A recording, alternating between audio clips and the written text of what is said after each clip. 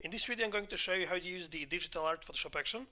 So the way that the action works is you basically open up your photo, you simply brush your subject with the color and just play the action. And here's the effect that the action creates. So as you can see what the action does, the action transforms the photo into the digital painting effect, and the action also creates some additional effects. And the results that you get are fully layered, so there is really a lot of options for customizing the result that you get.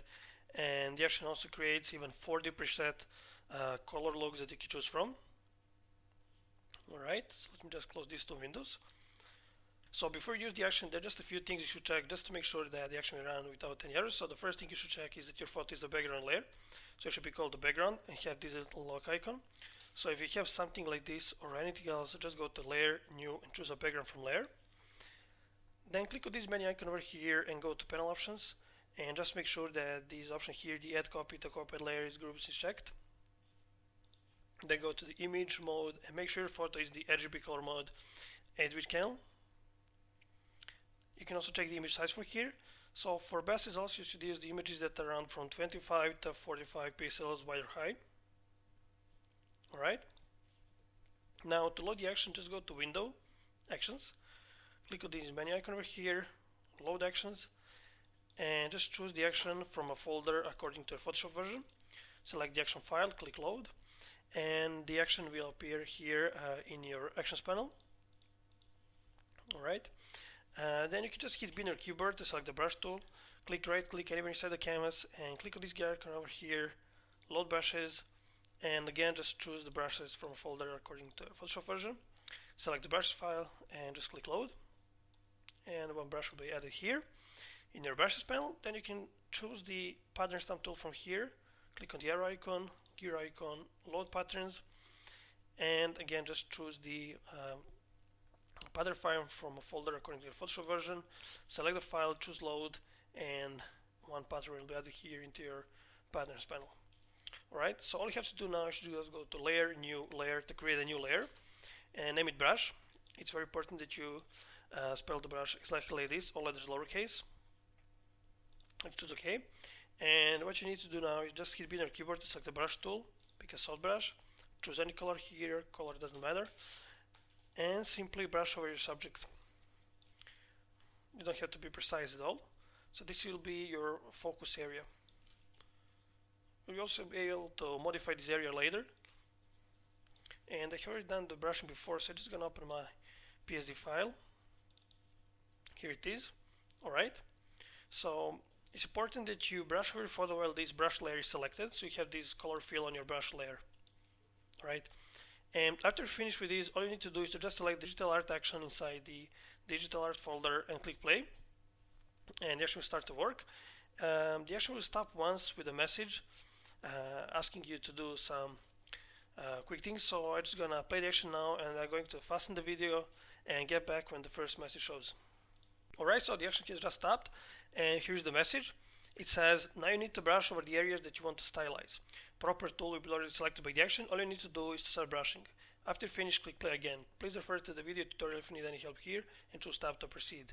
So you just choose stop, and as it says in the message, the proper tool will be already selected.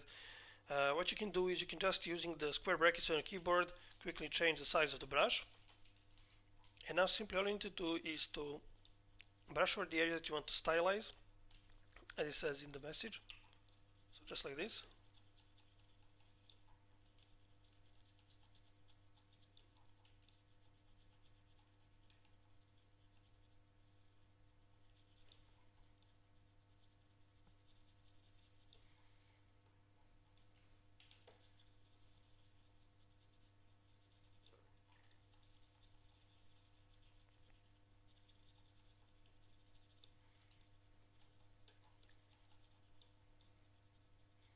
So you can brush basically over any areas that you like, and if it happens that after you brush over some area you don't like how it looks when it's stylized, what you can do is you can just switch the foreground color to black, and then brush over those areas and remove the stylize on these areas so they will look as they look before brushing over them to stylize them. Alright, so as you can see. So if you brush with the white, you're gonna add that area where you brush um, these stylized layer, or you basically add the stylized effect over that area, and if you brush with the black, you're going to remove that stylized effect, right?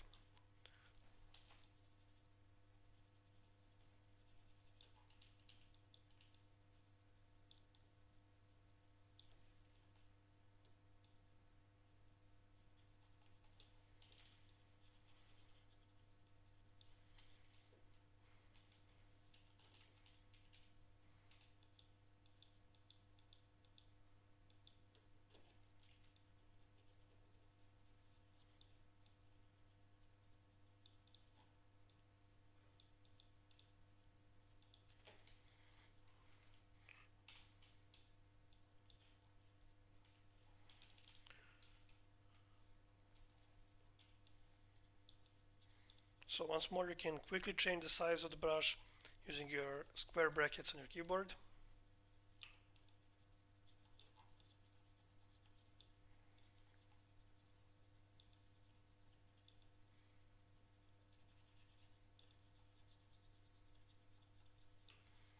And if you Alt or Option click on this layer mask, you will see where you have brushed or where you have the stylized effect visible. So wherever you have white color, you have the stylized effect visible, and where you got the black color, the effect is not applied, alright?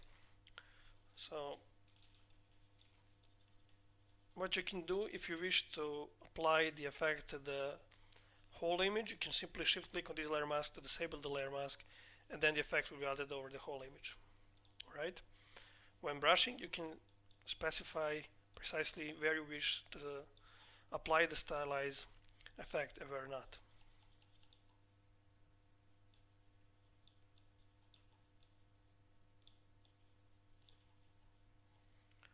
Okay.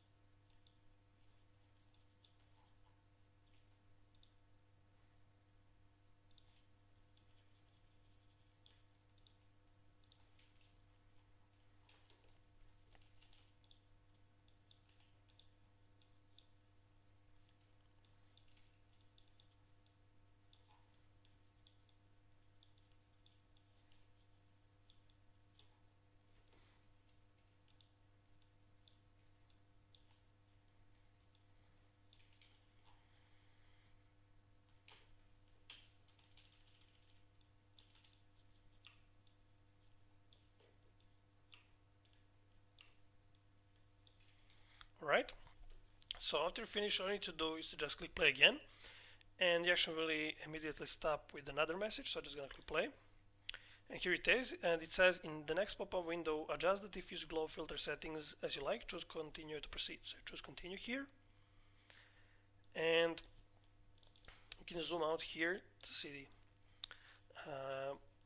the photo better, and you can just hear the grainesses, and you can adjust the glow amount, and you can adjust the clear amount. Alright, so with the glow amount, you're basically increasing the intensity of the highlights. Right, you're intensifying the glow. And with the clear amount, you can expand. As you lower the clear amount, you will expand this highlight area. Alright, so this is the minimum highlight area. You can just switch it off and on so you can see the difference. And if I lower the clear amount, you will see that the highlights area is going to expand. Alright, then you can adjust the amount of that glow that will be applied to the area that you defined with this here. So what I'm going to do, I'm just gonna set these 20 and leave this to 2, so this is the difference.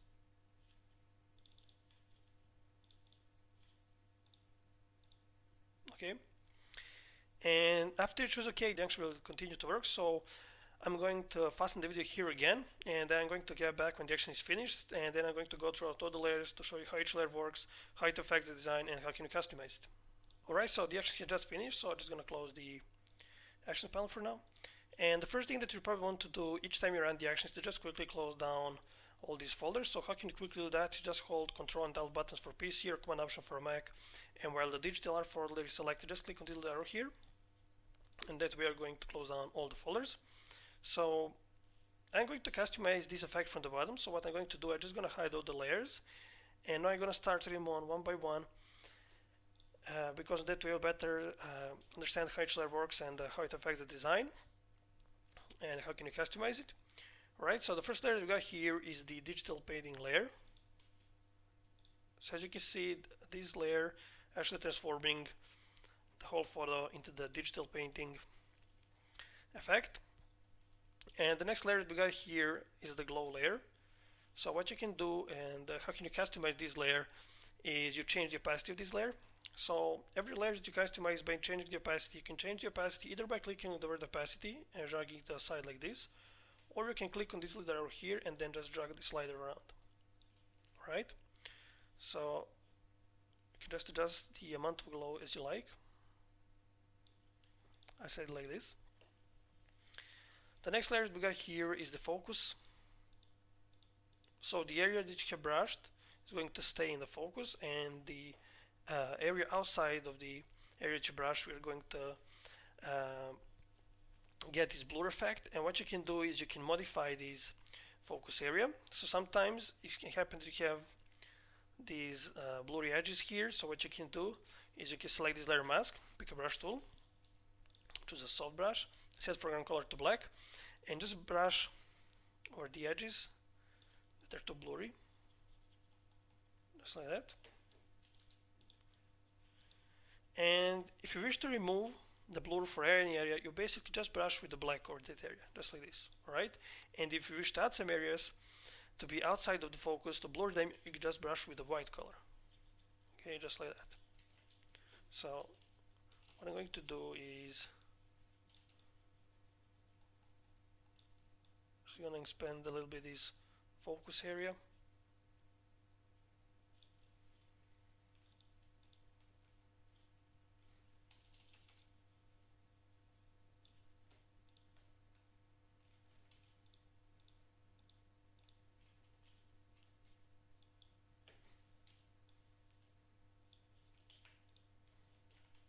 Okay, and what you can do, you can change the opacity to lower the amount of blur if you like. Alright, that is going to leave it default. So the next layer that we got here is the base adjustment folder. So as the name says, these are some base adjustments, and what you got first, what you got here is the contrast. So how to adjust the contrast is just change the opacity.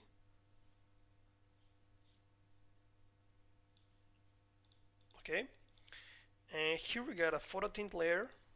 We got two photo tint layers, right? So I'm just gonna lower the opacity of this one here.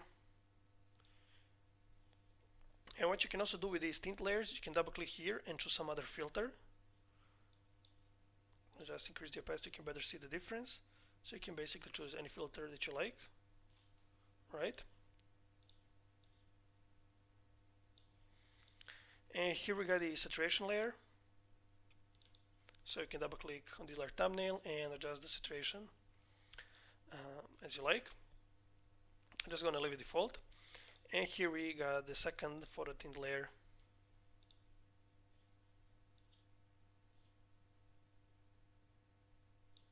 And again, you can double click here and choose some other filter if you like. Alright.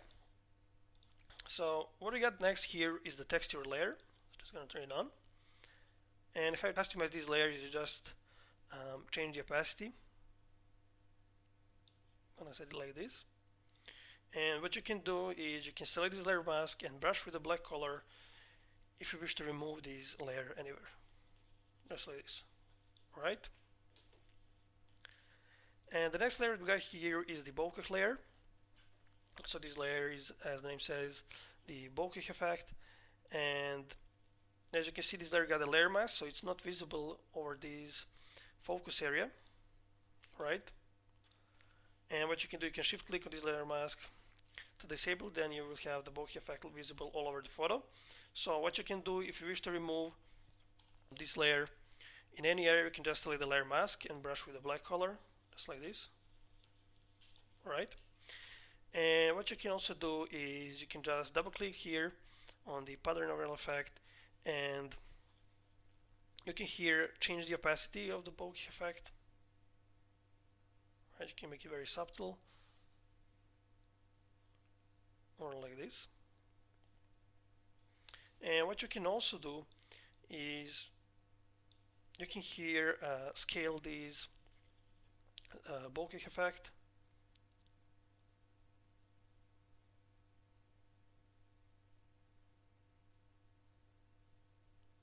Alright. And what you can also do, you can just click anywhere here inside the canvas and drag to move the bokeh effect and position it differently if you like. Right.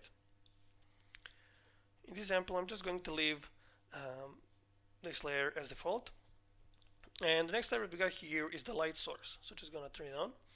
And what we got here, we got the two light source layers and the adjustments layers above them. So what you can do, you can select the light source layer, and you can click and drag to move the light source and position it wherever you like, or you can press Ctrl or Command T on your keyboard and you can rotate or scale the light source layer however you like. And what you can do, you can just double click on the adjustment layer above it and you can change the saturation here, or what you can do, you can change the color.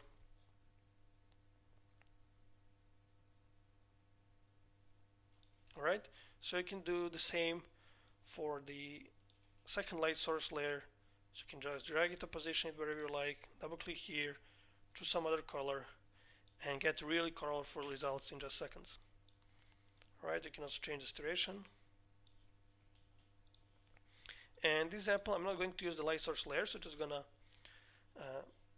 turn off this folder.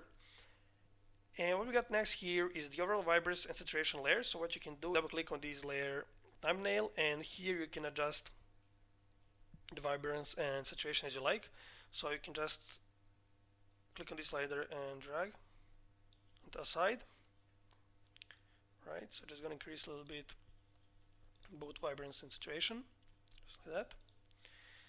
And the next one we got here are the fine sharpening and hard sharpening layers. So as you can see, the fine sharpening is going to sharpen the small details, and the hard sharpening is going to sharpen the larger details and increase the clarity of your photo. So how you adjust these layers is you just change their opacity to increase or lower the amount of sharpening. Right? And if you make any changes here, so you change the focus area, you change the bokeh effect, you remove it or change its size, or literally any other changes, these layers too need to be updated as well. Alright, so how you update these sharpening layers is you just run the update sharpening action. So you select the action and click play. Alright, and the action will update the both fine and hard sharpening layers. Alright, so now I'm just gonna adjust the opacity of those layers.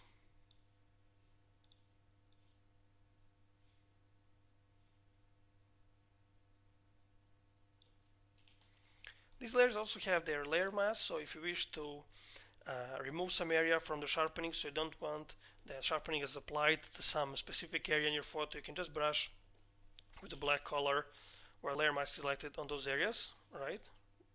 And you will remove the sharpening on those areas. Okay. And the next one we got here is the color looks folder. So as I have mentioned in the beginning of the video, there are 40 preset color looks that you can choose from. So all you have to do is to just select the color look that you want to try, turn it on, see how it looks. If you don't like it, simply turn it off and try with another until you find the one that goes best with your photo. And what you can also do is you can combine a few color looks. So for example, turn on this one, adjust the opacity to this layer, then turn on another one, again adjust the opacity to the second color look and get some unique color look. Alright, and this example I'm going to use this color look over here. I'm just gonna adjust its opacity, and I'm going to use this one here, the double color look. So just gonna open the folder and I'm gonna double click here, and you can here make any changes like changing the style, the angle, or the scale of this gradient fill layer. What I'm going to do is just gonna change the color. So I'm gonna pick some other color.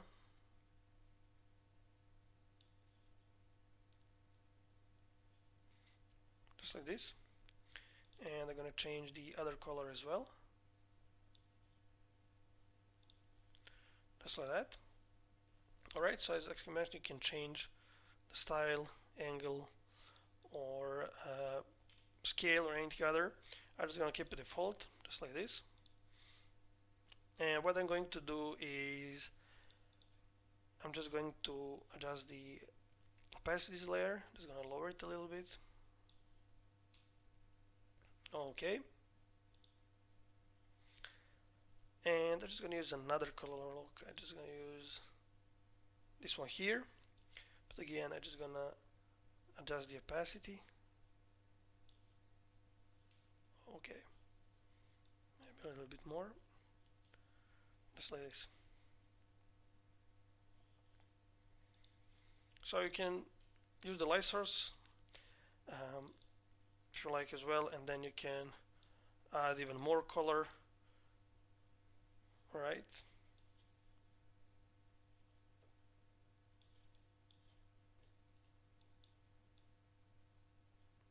And get the really colorful results.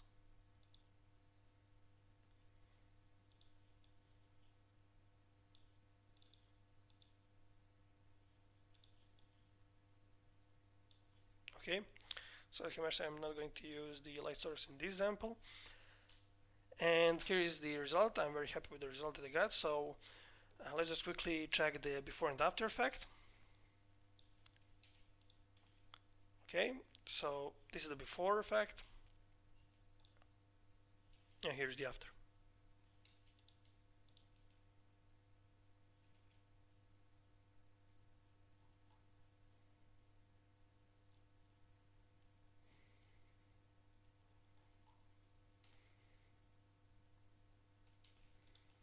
Alright, so I hope you understood everything, but if you still need any help or you got any questions, feel free to contact me anytime via my Envato profile page. Thanks for watching.